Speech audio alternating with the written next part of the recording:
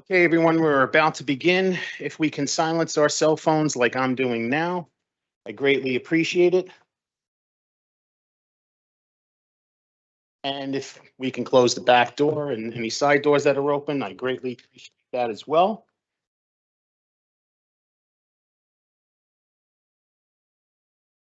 All right, good afternoon, everyone. We are on the record. Today is Monday, the 22nd day of January in the year 2024. This is a Jersey City Council caucus meeting of the Jersey City Municipal Council. We had a scheduled 4 p.m. start, and the clock on my cell phone is showing 4:15 p.m., and that's all because of your clerk being tardy. May we have a roll call for commencement of this caucus? Councilperson Ridley. Here. Councilperson Prinzary. Here. Councilperson Baggiano. Councilperson Saleh. Here. Councilperson Solomon. Here. Councilperson Gilmore. Present. Councilperson DeGise. Councilperson Rivera. Here. And Council President Waterman. Here. We have all 9 council members in attendance at 4:15 p.m. On behalf of Council President Waterman and members of the Municipal Council in accordance with the New Jersey Public Laws of 1975, Chapter 231, the Open Public Meetings Act, also known as the Sunshine Law, adequate notice of this meeting has been provided by the posting on the bulletin board of the first floor of City Hall, which is the annual notice. Is the schedule of meetings and caucuses of the Municipal Council for the calendar year 2024 and filed in the office of the City Clerk on Thursday, November 30th, 2023. In addition, at its time of its preparation, the agenda of this meeting was similarly disseminated on Friday, January 19th, 2024 at 4:33 p.m. to the mayor, municipal council, business administrator, corporation council, and the local newspapers and posted on the city's website so I can certify as to our total compliance with the Sunshine Law. Council President, I'm going to turn it over to you. Good afternoon. Our first director, Director Shea. Good evening, Council President, council members. The Department of Public Safety has one first reading ordinance on this bi-weekly agenda. It is agenda item number 3.1 and ordinance 24002. It's an ordinance amending and supplementing Chapter 3, Administration of Government, Article 11, Department of Public Safety, Sub-Article 1, Division of the Police. And basically, it is simplifying and removing what I've been told was possibility of misinterpretation of the fees for the off-duty police officers, eliminating a lot of what probably shouldn't have been in there in the first place, and then simplifying just by day and time what the rates are. It also adds the crossing guards and traffic people who we have used in a pilot project for the last third of last year. It adds their rates so that we can use them and bring the price down. So when the ordinance first came to us with the changes, there was conversation about including a nonprofit price. There was conversation with the law department about the interpretation of the ordinance, and now it's coming back to us again. So can somebody walk us through all of these changes? Because we're being told 2 different things. We have a lot of groups that quite honestly might not be able to afford these, whether they are smaller nonprofits or even some of our SIDs that have had off-duty programs outside of the UEZ funding that's now back. They were just doing this on their own. So I don't want to speak for anybody else, but there's somebody please explain us why we keep going back and forth. The basic changes, and they're not changes, they're just clarifying, because again, this is the price we've been charging for the last year consistently. Everybody has been charged exactly the same price for police officers or for traffic enforcers. The big problem seems to be Saturday, Sunday, and city holidays, which is page 12 of 15, if you want to take a look at it. That sets the price at $112.50 for Saturday and city holiday rates and $150 for Sunday city holiday rates. Off-duty police officers on a Sunday or city holiday for $150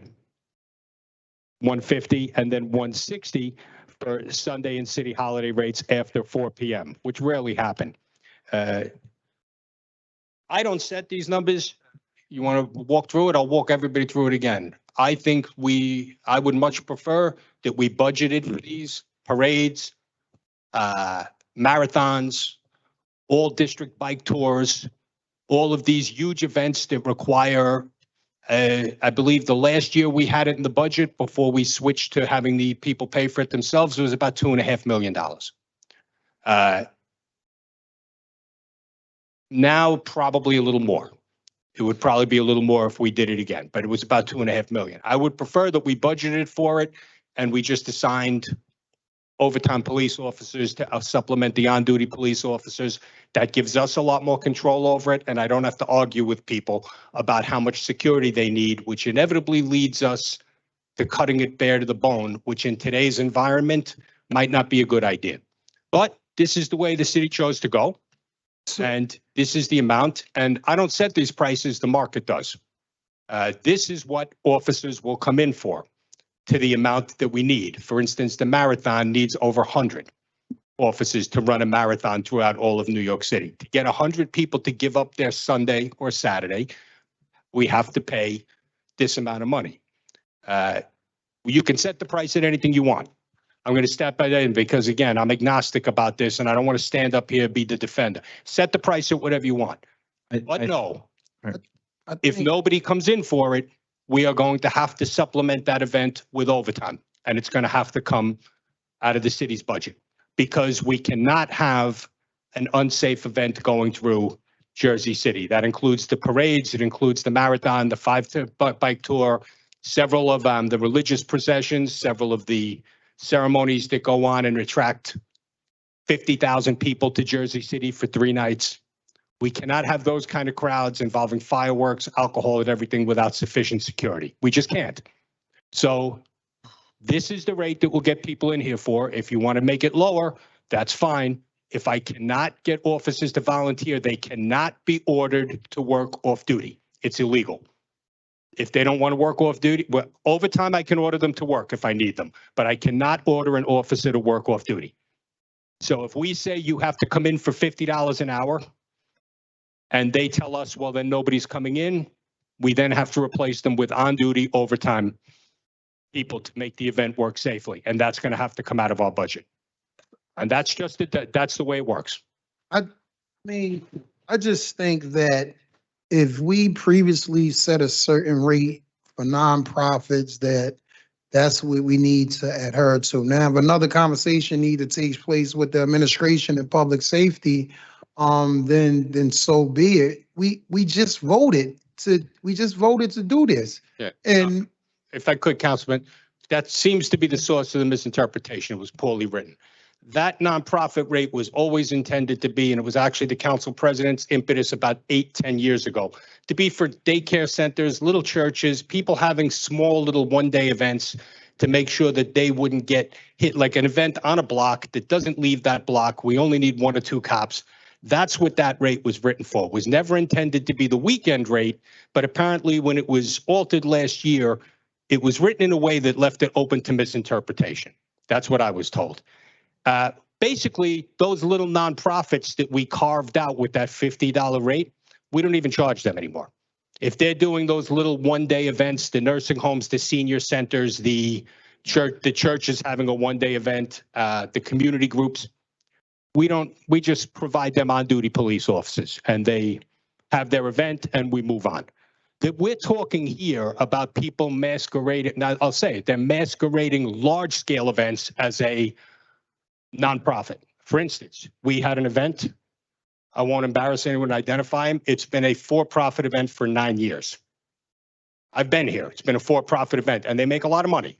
And it's a very, very large multi-day event. This year, when they applied, it was suddenly applied as a nonprofit. And they had a nonprofit overhead group that was the official person asking for the permit, even though the other people were still running this other event. So it's impossible for us to distinguish between profit, nonprofit. I can't go into their books and find out whether they're making money for profit or whether they're paying themselves money or anything like that. But again, I'm going to come back to the rate can be whatever you decide the rate to be. It can be whatever. We'll decide how many police officers we need if the city approves a permit for this event.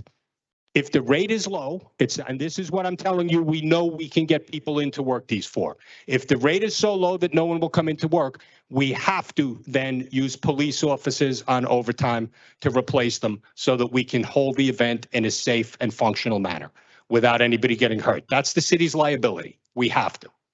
So Have we looked into, whether or not the state sheriffs or other towns are at similar rates, and do they come we're in? still less. Do they come in to work if there are lower rates, even if, let's say, it's a nonprofit? Have you looked into those other neighboring towns? We're still less than, so like the sheriff and the state troopers and them.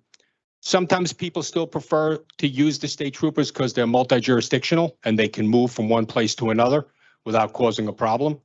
People always have the option to use the Hudson County Sheriff's Office, which is also jurisdictional here, or anybody else, if for some reason they have people willing to work for a less price. Or the state troopers, we never argue.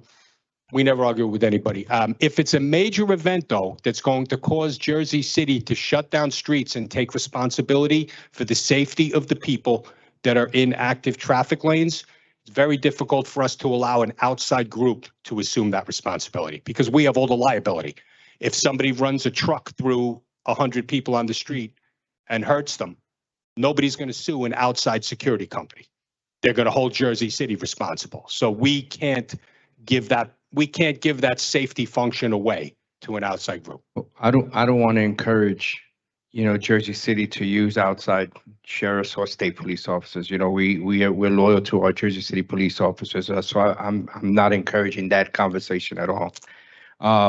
But I do know that I think that this ordinance, in my opinion, should for now be paused. Only reason why I say that is because there's entities that paid this astronomical, fee that they incurred last year, and they haven't gotten their money back from this city. And so we need to make sure that that happens before we can even entertain this. It's unfortunate, but it's the truth. Councilman, we're not aware of anybody that we owe money to. The money that people paid last year was the cost by the ordinance. We have charged everyone exactly the same price, as I said. The only difference being toward the end of the year, after Travis Ragland was able to train all of those traffic agents, we were able to start doing pilot programs where we were able to use traffic agents instead of cops. But if they hired a police officer, they paid the same rate as everyone else all last year. We have quite a few entities that the city owes money, that the city owes the money. We have quite a few. I think the business administrator can give you that information, but that's 100%. But also, in looking at this ordinance, I just have a question when it comes to admin fees, that you guys are charging admin fees for this. Why are we charging admin fees if these are city workers that have to do this? The administrative fee was decided by ordinance, predated all of us, and it covers the cost of running the program. Because again, this isn't really a city program. It's a program the state authorizes. It's a program to make these people available to the people who need the security. But we are allowed to recoup the cost of the employees that run it. Takes 4 employees to run it and a supervisor to recoup the cost of any city equipment they use, our cars, our THVs, any of those things that are used. That's what the admin fee does. And Councilman, we experimented last year, again, in our pilot program toward the end.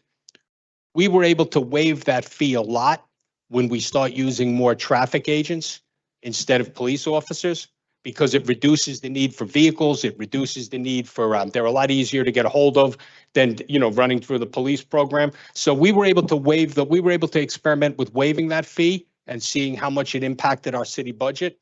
And we're able to, I anticipate that we're going to bring the price down for a lot of people this year.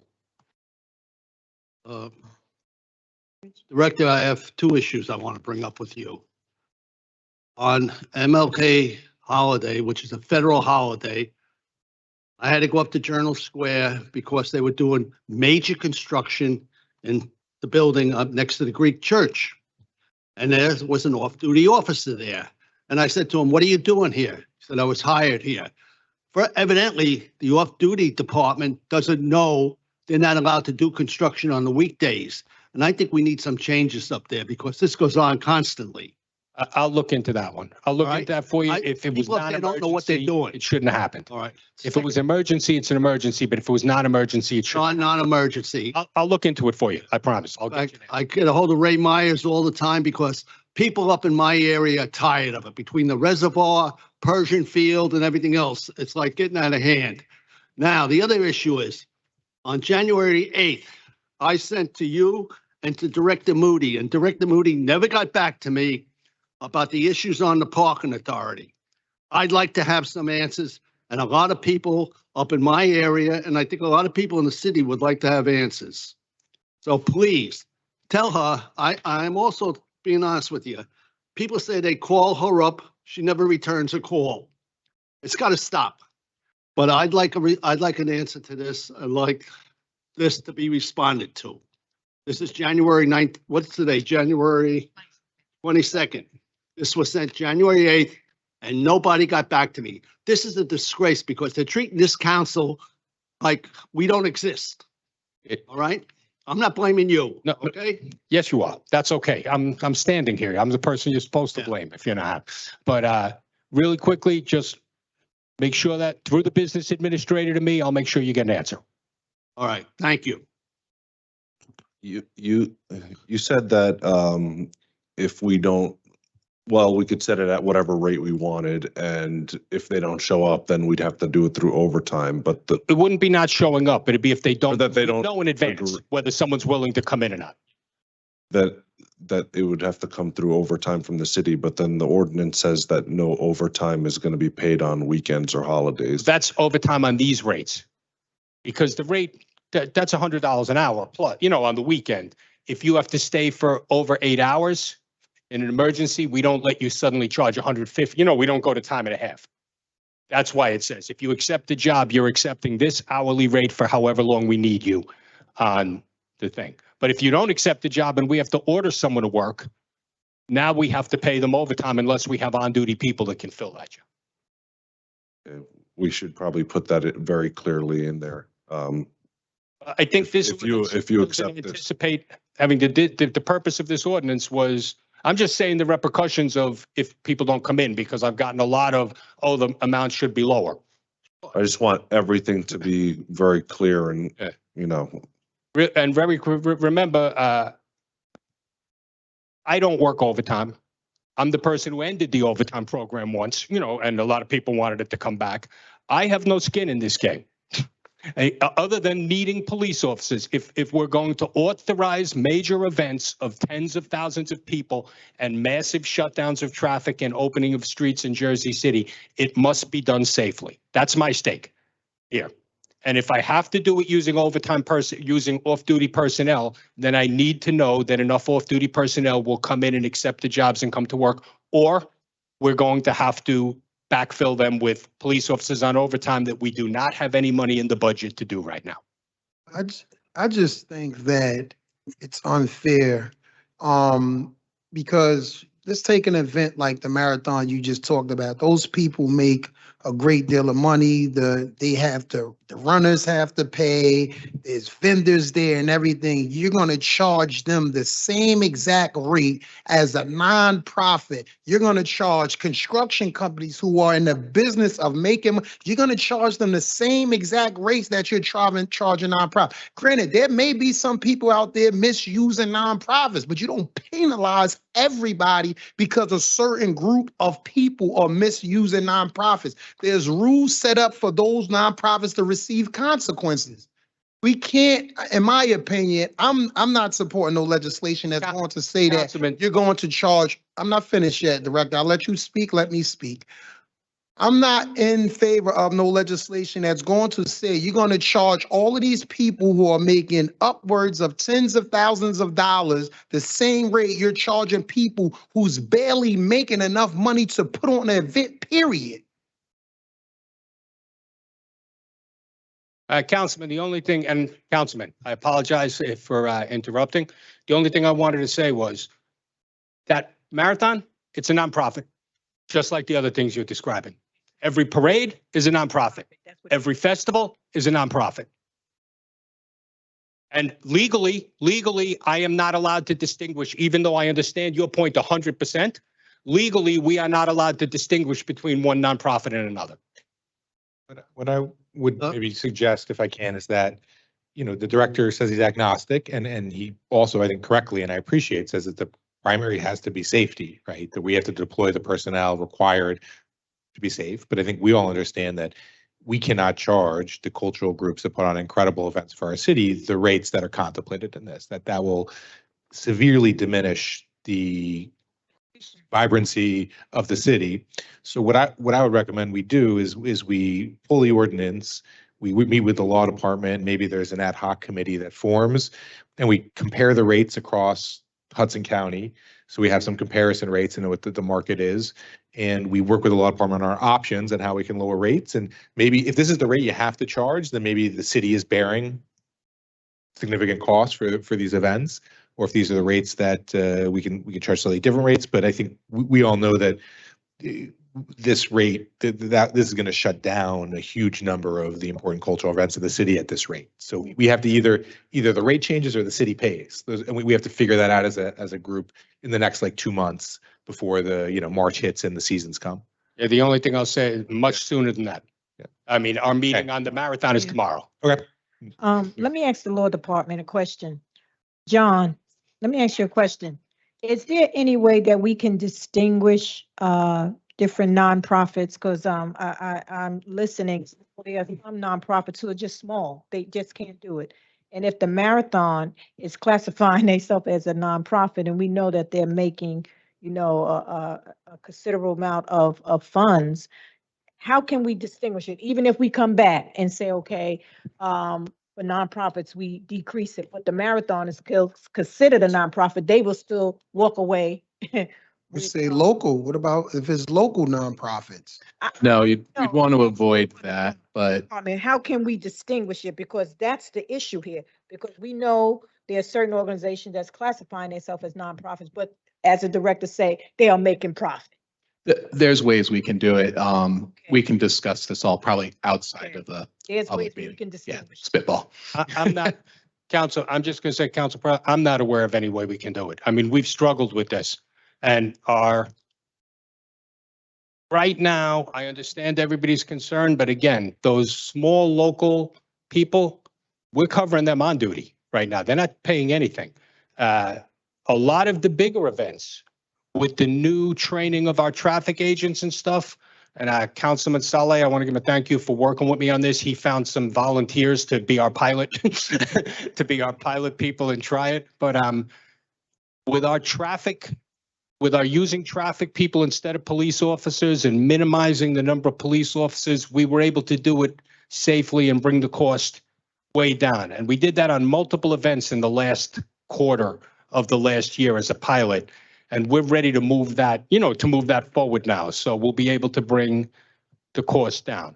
But again, the only problem is we're meeting with the marathon tomorrow. And we need to tell them how much they're going to have to pay.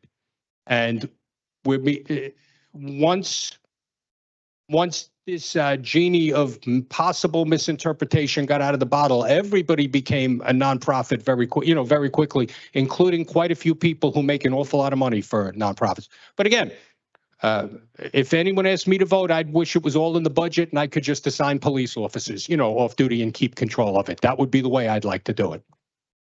John, let me ask you this question. For a nonprofit, is it a way or could we require that they show their income?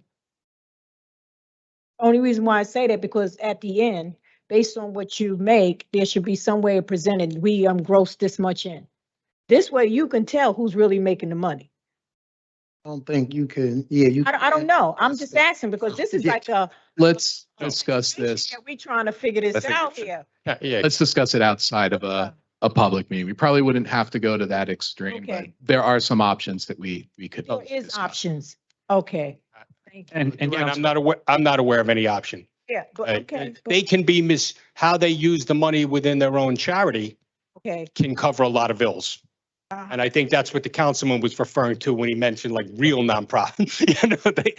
But legally, that's not our, Yeah, that's why we got the law department to show us something here. Director, has there ever been any parades that have used on-duty officers, for their parades? all of them use on duty. And then we give as much on duty as we can, but we have to police the rest of the city at the same time. We don't start telling them we come up with the amount of cops they need. Then we look at what we have on duty that the city can let them use on duty. And then we say, all right, now you're going to have to supplement the rest with off duty. That's the way it's been done. That's the way it was decided by the city that we wanted to do it to make sure that we save this money in the budget.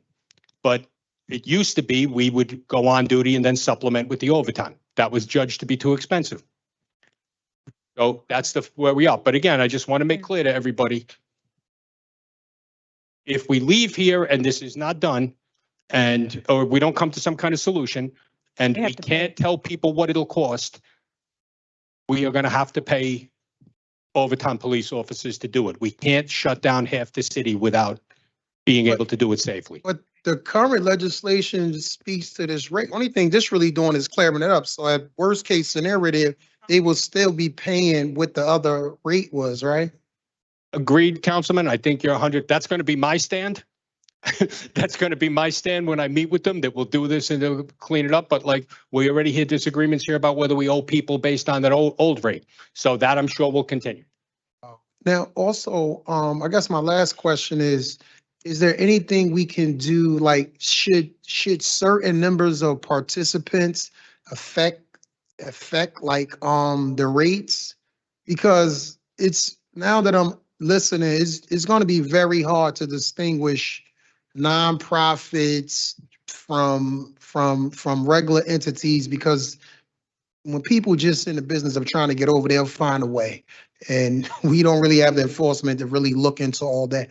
But is there a way we can say, if it's going to be X amount of participants at this thing, then I share your, thank you. The problem becomes, of course, and when you say that, it gives everyone an incentive to say it's going to be a smaller event. Yeah. They underrepresent. I mean, we had one recently. It was going to be less than 200 people. It was over 2,000 when the people showed up. And we can't hold people responsible if they say, well, I didn't think all that many people were going to come. So that's why we took that out and just went with the one straight rate to remove that incentive to try to, because we're better off if we know how many people are coming. It does us no favors for someone to lie to us about the size of the event, because we end up caught short and having to replace on overtime when it becomes unsafe. Thank you. Director, Thank you, Director. I was asked to read this from certain groups. I read that already, Council. Yeah, well, they wanted public because they wanted everybody to know it. That certain groups were asked to pay monies due from 10 years ago. That's ridiculous. 3 separate groups have been approached just days before their event with past due balances from over 5 years ago. I am also asking the administration to please add a stipulation that all copies of payments made to the off-duty police by these cultural groups be sent to the Cultural Affairs for tracking purposes. Councilman Prince Airy is asking for a nonprofit fee to be established. That is what the community is asking for. Don't hurt the churches, the mosque, and the cultural groups. Thank you. The only thing I'll say to that, Councilman, and I want to get out of here, but the only thing I'll say to that, anyone who owes money to the city, the debt does not disappear because they don't pay it for 5 years. If they had a past due amount and didn't pay it, yes, they owe it. And it's the city's obligation to recover that money. There's a statute of limitations, basically. Thank you. Thank you. Thank you, Council President. Thank you, Council. Council President, before we move on, the business administrator would just like to address. Missed one meeting. I thought my microphone stopped working. Council President, just to piggyback, included in that conversation might be the point that we've heard from several groups actually themselves. Maybe we could work on designating smaller parade routes based on population and size, and that would give more predictable rates. Example of that was when we organized the parade for the NCAA college basketball parade for St. Peter's. We understood that the draw would be approximately X amount, and we created a parade route that was 7 to 8 blocks long, that we do know, not targeting any groups, but we know certain groups do have that smaller amount and they still ask for the same designated route. So, if, it went as far as maybe considering like a festival, like a 4 or 5 block, block party, if you will. Of course, they would have to entertain that, but it's something that the director and I could give a approximate amount that it would cost.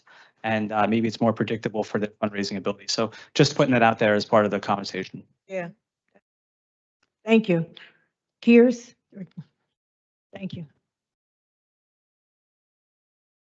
Good evening, President Waterman, members of the The council. first reading. I have 4 items before you tonight for consideration.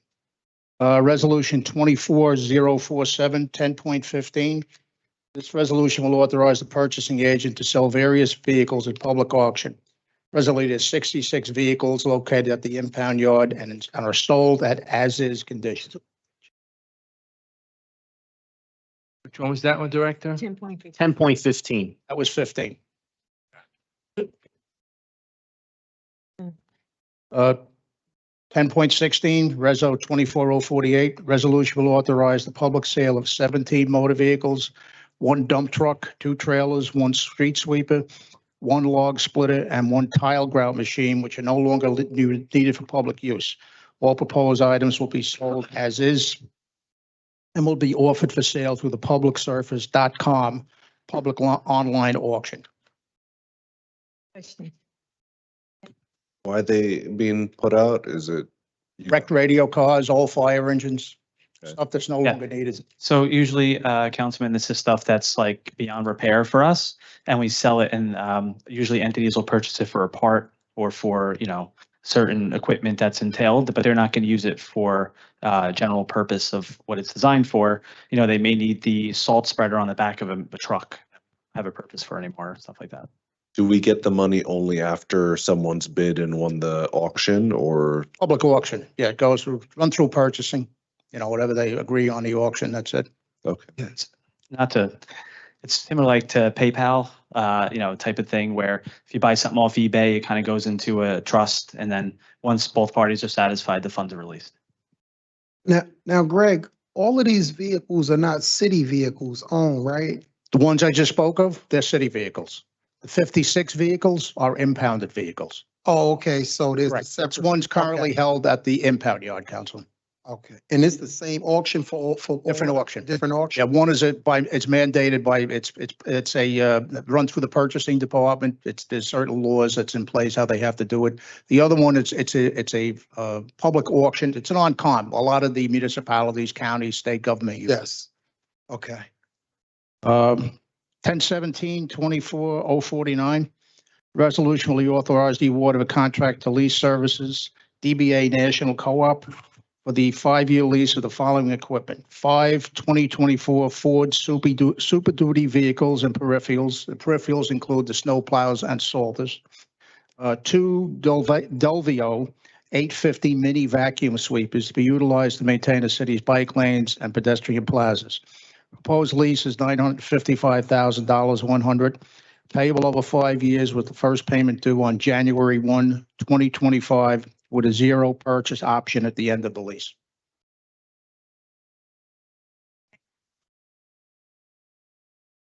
And the last will be 1018-24050. Resolution will authorize renewal of a contract with Gateway Security to provide armed and unarmed security guard services at various city locations. Total cost of this contract renewal is $1,915,821.92.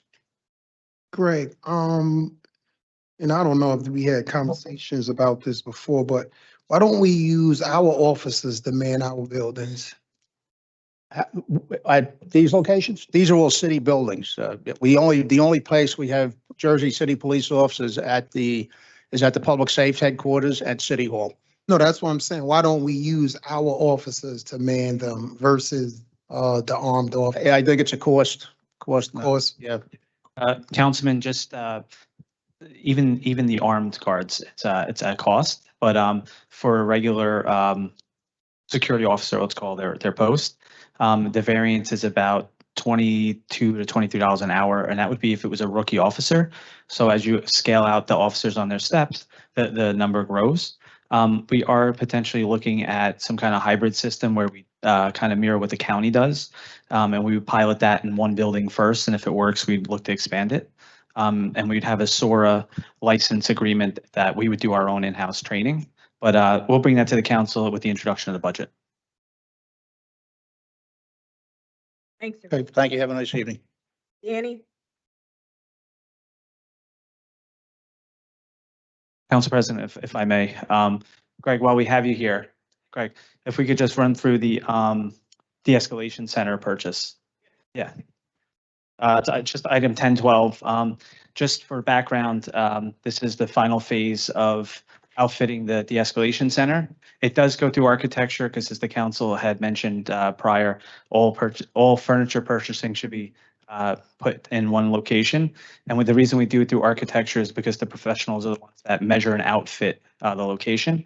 But Director Kears has been basically the director in charge of building out the facility. So just if there's any questions about that prior to us leaving. Yeah, you'll see here, it's item 1012, Reso 24-044. Resolution authorizing the award of contract to Kruger International for the purchase and delivery of furniture for the Jersey City Police Training Facility through the Educational Service Commission of New Jersey for the Department of Infrastructure and Division of Architecture. This building is going to be a training facility both for police and fire.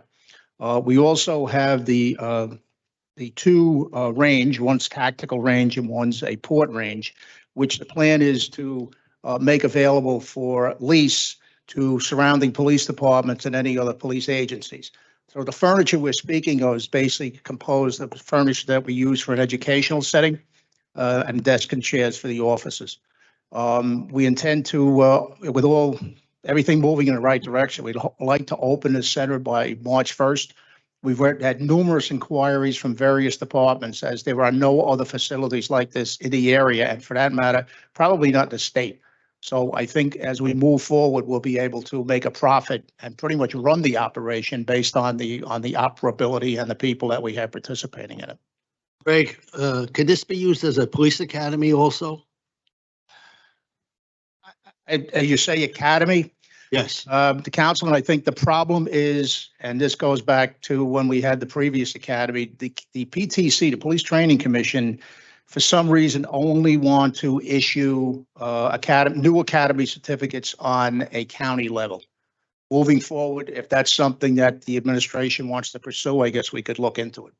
Yeah. Councilman, nothing official, but we have been talking to the academies and hosting some of their classroom time in that facility as well, and that would be reimbursable to us, whether it be per hour or when our recruits go for training, they would be discounted. You know, we had the #1 police academy in the state of New Jersey, and the former business administrator who hated cops closed it. Not you, Brian, not you. You sure that was? Back 10 years ago, he closed it, and what a disgrace.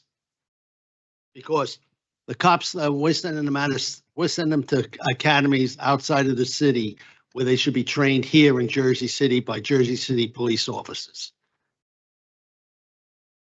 I can assure you this is going. You know what I'm talking about, Greg.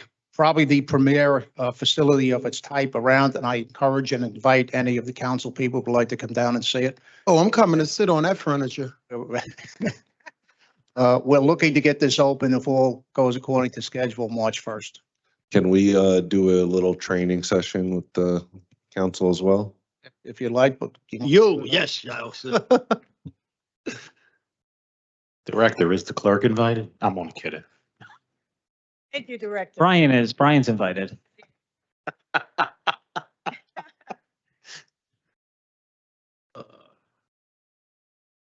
Good afternoon, council members. For your consideration, I have 3 resolutions on, and they're all routine resolutions.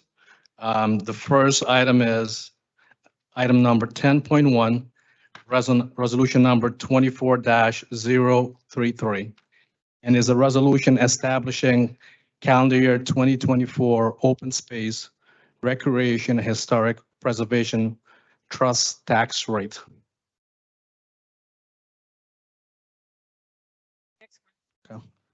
Next one is identical. It's item number 10.2, resolution number 24-034. It is a resolution establishing the 2024 Arts and Cultural Trust tax rate. And last but not least, it's item number 10.4, resolution number 24-036. It is a resolution authorizing calendar year 2024 reserve for uncollected taxes to be calculated using a 3-year average. Thank you.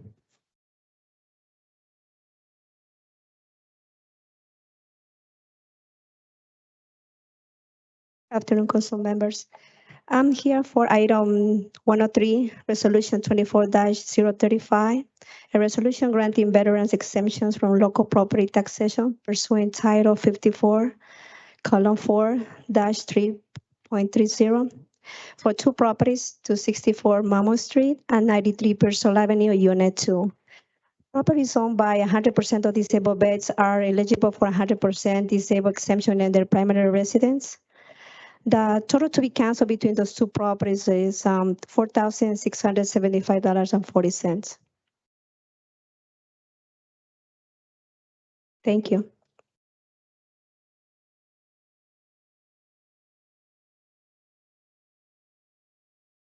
Good afternoon, Council President, members of City Council.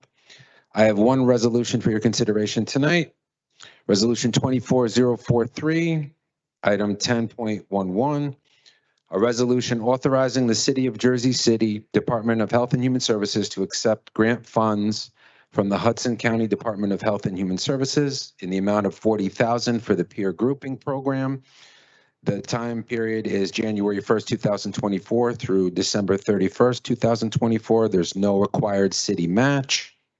And these meals are basically equivalent to the home delivered Meals on Wheels program, but they go to homebound individuals that are not seniors.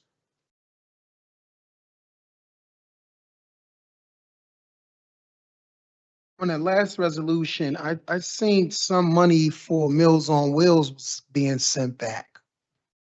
And I gotta double check. I think I seen on with that resolution with all the departments sending money back. Was Meals on Wheels on there? So that was 2018 before Ofer was here. That was senior nutrition.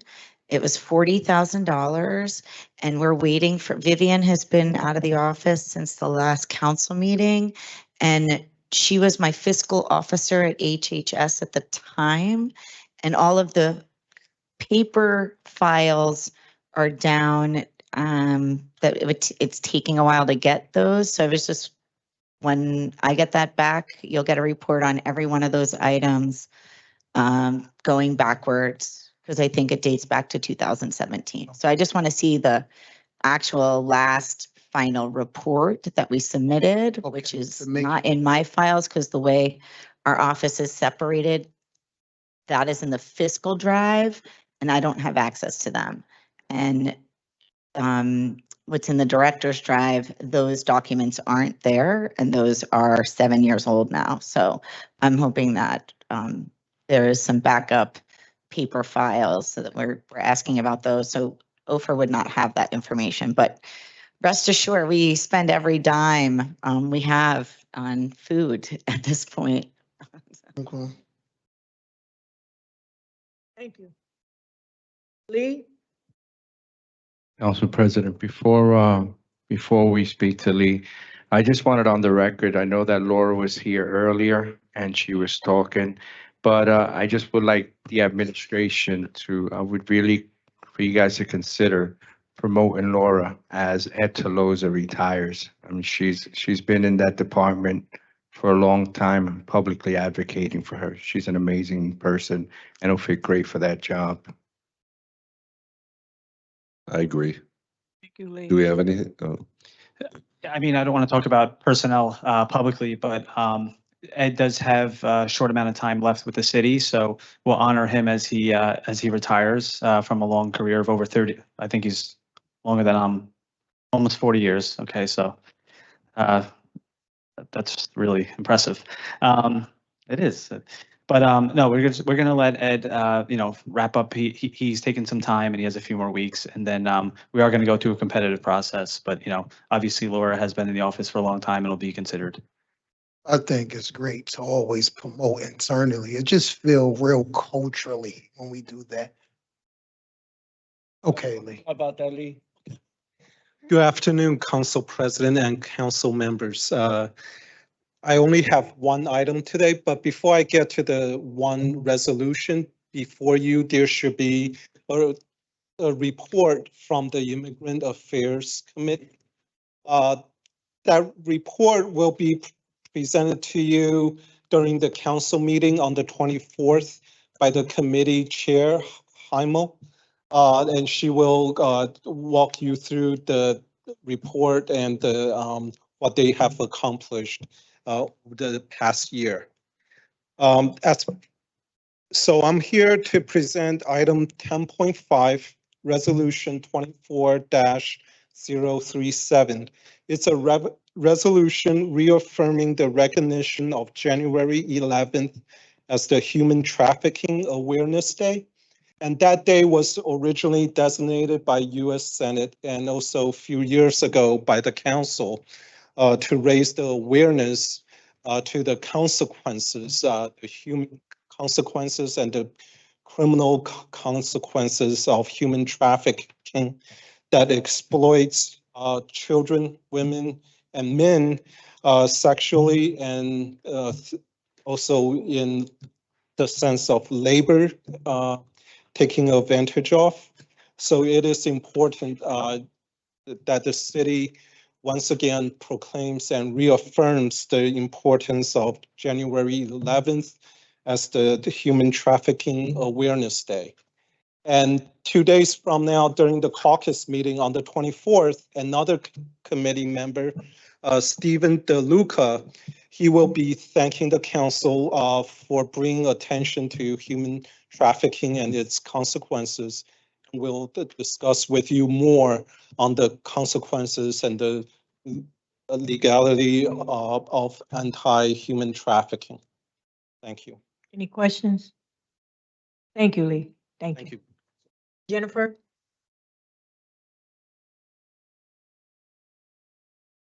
Good afternoon, Council President, Council members. I wasn't here at the last council meeting, so Happy New Year.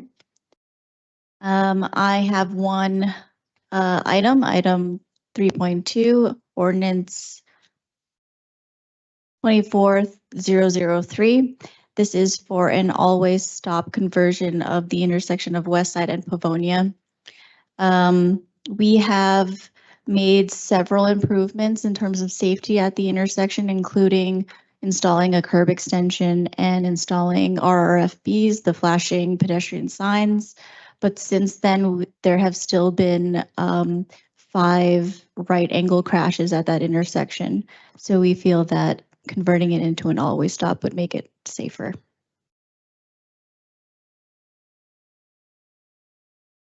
Thank you.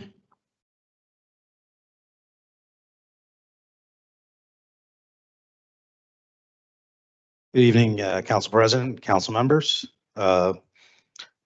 This evening, I'd like to present item 10.21 on behalf of the JCMUA, Resolution 24053. Essentially, we are here to seek your authorization to executing a new bulk water agreement with the city of Hoboken for the next 5 years. It's actually just short of 5 years because we began this negotiation earlier this year in August. And we are here to have this ratified at this time. You may or may not know, but the city of Jersey City water system provides all of Hoboken's water, as well as various other municipalities. And this one's due. So we have a responsibility to provide the water as registered with the NJDEP. If that is to change, there is a big process that goes along with that. We have no intentions of doing that. Hopefully you do not as well, but as your operator, we are here seeking your approval on that.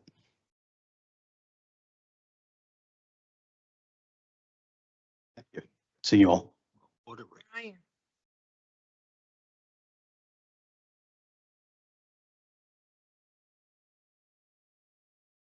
Good afternoon, Council President and council members. Courtesy of Mr. Kears, I only have two items for you this afternoon. First one would be Agenda 10.13, Resolution number 24-045. It's a resolution authorizing an amendment to a contract with Suburban Engineering. This is regarding site and civil engineering services for the Reservoir 3 Bridge construction. The contract is not expired, but we've encountered a few unforeseen situations. We needed a little bit more of their efforts, and so that's the reason. We're verifying previously unforeseen conditions like foundation elevations and dimensions of the historic wall because of the close proximity of the bridge. Brian, when are they going to open the reservoir? I don't know that I can answer that question right now, but we would like to open up the perimeter pathway with the completion of this bridge. But there are a few other safety related issues like the structures and the water being contaminated a little bit. So it's an ongoing process. Can we look into like after this bridge is installed to open it temporarily so that people can see all the work that's happened? And, you know, we have to find a way to, you know, basically allow for people to see it and that it's not all for naught and for waste. Yes, absolutely. I know you guys are doing a lot of work though. So thank you. Thank you. Okay, next one would be Agenda 10.14, Resolution 24-046. And this is a resolution authorizing award of contract to Hannon Floor Covering Corporation for the purchase, delivery of materials for the Joseph Connor Senior Center. There's additional flooring needed to bring that project to completion, which is imminent. Right. Yeah. Is it Brian finished with it? Brian, one more question. What are we going to do about Sergeant B. Anthony's Park? I had to leave the meeting. You had it with Pam. I couldn't stay because we had this meeting. Are they going to do something over there? The director wanted me to talk to you about that, so I will help you with that.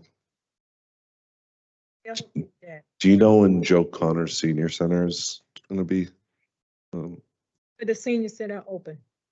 When will the senior center open? I believe we have a deadline date of mid-March. That's what we're looking for right now. Okay. We should also talk about Sergeant Anthony. I mean, we would like to make it earlier than that Sidebar. because I know there's a heating problem and whatnot. So There's a heating problem? we not with our building, but with the other building. We're looking to try to make it as fast. That's me talking about Central Avenue, right? Yeah, so we just have some finalization there that we're going to get the TCO on. We were just, the three out, you can correct me if I'm wrong, but I think the three outstanding things were completing the kitchen to make sure they have the adequate resources for the meals, some glass partitions to separate the items, and some of the flooring is just being finalized, but it's 5-6 weeks out. And I can give you an update at each caucus if there's any questions or concerns. Just wanted to do a senior prom, you know, this year, so. He wants to go to the prom. No, senior prom. Couldn't even go to my I own. wanted to do a senior prom this year. Just wanted to know when it's gonna get done. It's imminent. Yeah, May, June, you know. Okay, Brian. Okay. Thank But also, if we can loop back on Sergeant Anthony Park later with me and Rich and you, please. Thank you.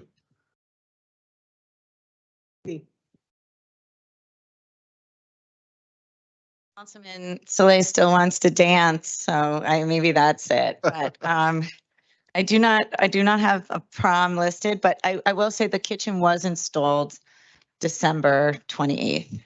It is a combi oven, and it is commercial grade, and that we're really excited about that. So I thought it was the elevator we're waiting for, but we're very excited about moving out of 28 Patterson Street. I am here to present a resolution, it's 1022, Resolution 23054, a resolution authorizing the renewal of professional service agreement with LifeMod LLC. That is our medical director, Dr. Gonzalez. He's been working in the clinic for the last 7 years. Hiring a full-time doctor does not align with the hours of the city. This is why we have difficulty hiring a nurse practitioner. And so we use contractors, and this is one of our contractors that provides us standing orders to provide not just the testing, but the treatment in the clinic.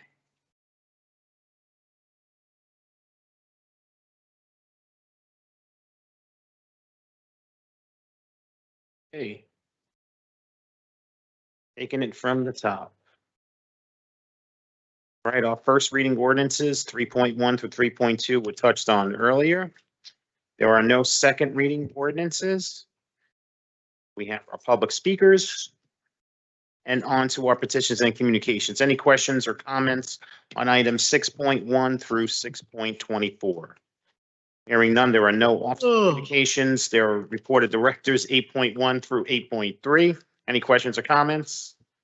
The claims will be posted, and on to our resolutions. Items 10.1 through 10.5 were touched on earlier. 10.6, Resolution 24-038 is a resolution honoring the 1972 Lincoln High School football team. 10.7, Resolution 24-039 is a resolution to commemorate the passing of Ralph William Green Sr. 10.8, Resolution 24-040 is a resolution reappointing Brittany Bunny as a member of the City Cannabis Control Board. 10.9, Resolution 24-041 is a resolution reappointing Sonia Dublin as a member of the Jersey City Cannabis Control Board. Item 10.10, Resolution 24-042 is a resolution authorizing a lien against the properties listed herein for the cost of removing litter, debris, etc. in accordance with NJSA 40:48-2.14 and the Jersey City Code Section 287-4. Items 10.11 through 18 were touched on earlier. Item 10.19, Resolution 24-051 is a resolution renewing professional service agreement with the law firm of Kilkenny and Chesky LLP to represent the city of Jersey City in the matter of Lubna Manir versus the city of Jersey City. Hi, Sean, very quickly, for 1019, this is a final bill. This was resolved, and then once we pay this, we'll actually be reimbursed a significant amount for the council fees. And then 1020 is a continuing contract still in litigation. If anybody has any questions, I can answer offline.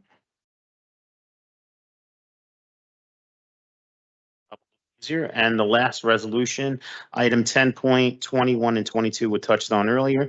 Item 10.23 is a resolution reappointing Cynthia Jackson as a full-time judge of the municipal court.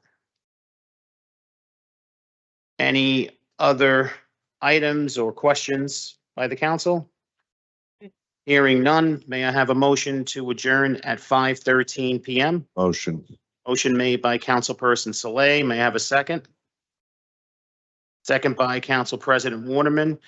On the motion to adjourn at 5:13 PM, all council members present by acclamation, please say aye. We are out of here at 5:13 PM. Thank you so much, everyone present and everyone watching at home. Remember, teamwork makes a dream work.